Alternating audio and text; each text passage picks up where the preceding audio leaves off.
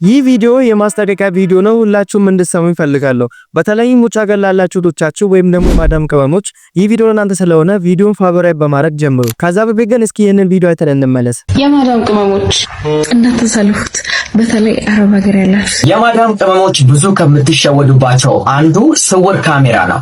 ስውር ካሜራ በተለያየ አይነት ዲዛይን ተፈብርኮ እኛን ያለኛ ፍቃድ የቤቱ ባለቤቶች እኛን ኮንትሮል ያደርጉናል ወይንም ደግሞ ፕራይቬት የሆኑ ነገሮችን ይመለከታሉ ማለት ነው። ቪዲዮንም እንዳያችሁት የብዙ ወጣቶቻችን ህይወት በድብቅ ካሜራ ምክንያት እየተበላሸ ይገኛል። አሁን ላይ ይህንን ድብቅ ካሜራ በመስሪያ ቤታቸው በመጸዳጃ ቤት ውስጥና ልብስ በሚቀይሩበት ሰዓት ላይ ይህንን ድብቅ ካሜራ በመጠቀም እየሰሉ ይገኛሉ እና ይህንን ድብቅ ካሜራ በመጠቀም ትልቅ ገንዘብ እየጠየቋቸው ህይወታቸውን እያበላሹ ይገኛሉ። ታዲያ ከዚህ ጭንቀት የሚገላግላችሁ አንድ አፕሊኬሽን ይዤላችሁ መጥቻለሁ። ይህ ማፕ ድብቅ ካሜራ ያለበት ቦታ አንድ በአንድ እየፈለገ ያሳያቸዋል። ይህንን ማፕ እንዴት እንደምታወዱና አውርዳችሁ እንደምትጠቀሙ አንድ በአንድ አሳያቸዋለሁ።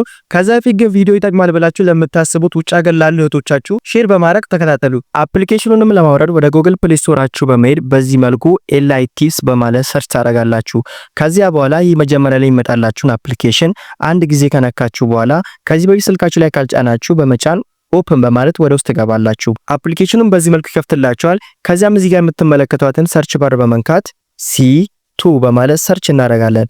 ከዚያ በኋላ የመጀመሪያ ላይ የሚያመጣላችሁ ምስል አንድ ጊዜ በመንካት ወደታች ስክሮል አድርጋችሁ ጌት ኢት ናው የሚለውን በመንካት አፕሊኬሽኑን ትጭናላችሁ። አፕሊኬሽኑን በዚህ መልኩ ይከፍትላችኋል። እነዚህ አራት አማራጮች ሲያመጣላችሁ የመጀመሪያውን ዲቴክቲንግ ፈርድ ካሜራ የሚለውን በመንካት ካሜራ አለ ብላችሁ የምታስቡ ቦታ ላይ በማዞር መጠቀም ትችላላችሁ።